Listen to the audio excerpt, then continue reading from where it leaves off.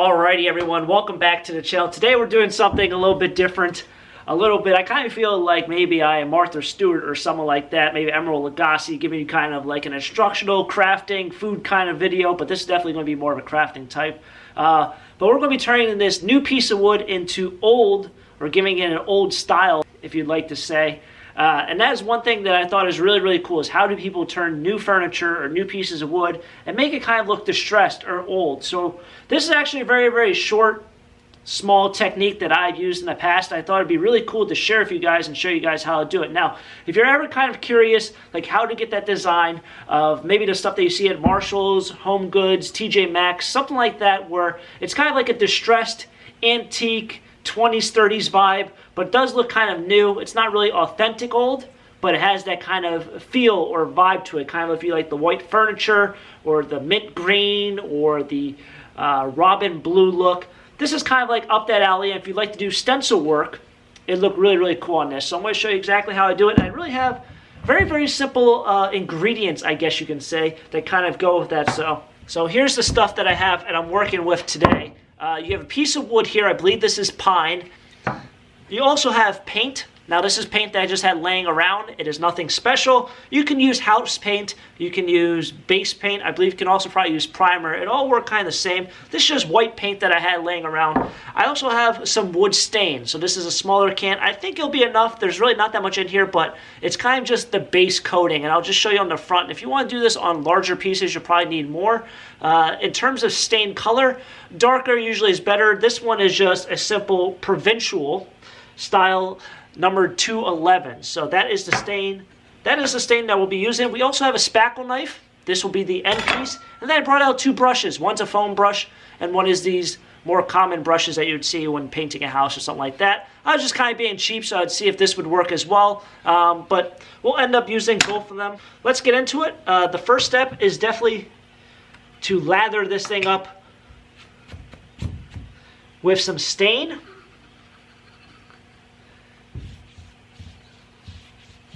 Now, you really don't have to be cheap with this. You don't really have to. Well, you can see right here, this is actually quite a bit of stain I'm putting on it.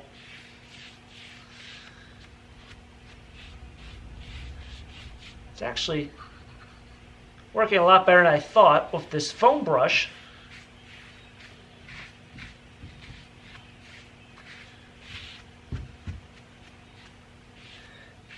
And you'll see it's kind of soaking in to the wood right now. Now you could either wait for this to dry. I kind of like to mix it a little bit, which is kind of weird. I already got stain on my fingers. That's all right. And that is going to be just put the paint on top. As you can see, it's kind of mixing.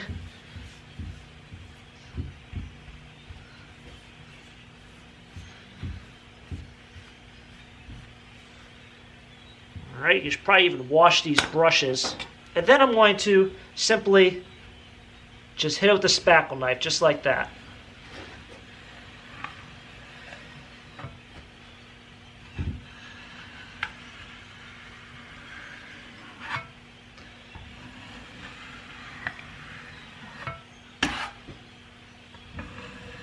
I realize I don't have a paper towel handy, so I'm going to run and quickly get one.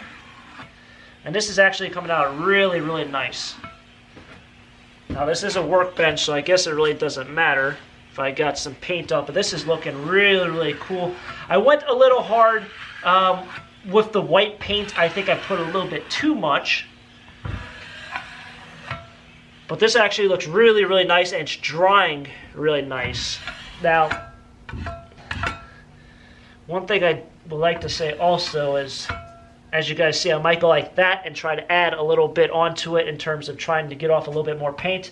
Really try to avoid that and just work down the whole piece of lumber. That looks really good.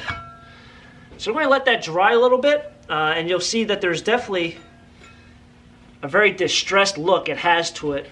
And you can kind of imagine what it's going to look like on a larger piece of furniture.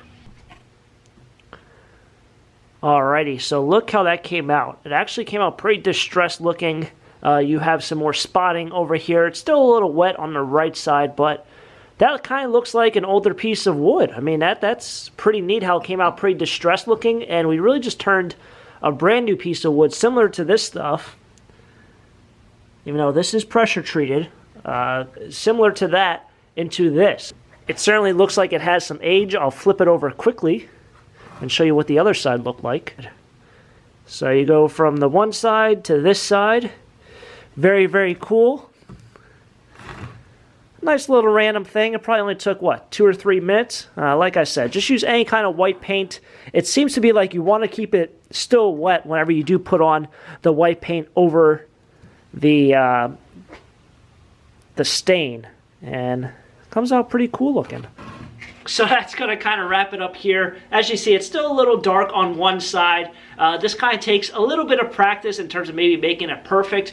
But, you know, you never want to make this kind of wood, or especially old wood, looking too perfect. And I think that's kind of one of the issues you might have. Finding stuff at maybe TJ Maxx or Marshall's or something like that, where you're buying this antique-looking kind of style furniture. It looks too perfect and it ends up looking too fake. So if you want to repaint your old furniture and maybe add a little color to it or a little distressed look, that is one way to kind of really make it happen. Other people I've seen use sandpaper or blot it with a paper towel or something like that, but that was pretty simple. Very, very easy thing. Hopefully you guys enjoy this video. Thank you for coming along with a random day with taco stacks. And although I usually don't post videos on Sunday, which is videos being posted on, I figured, hey, no, maybe we'll do something for the rest of the winter into the spring of random things with taco stacks on Sunday. And hopefully you guys enjoyed it and maybe you learned something maybe you want to use in the future.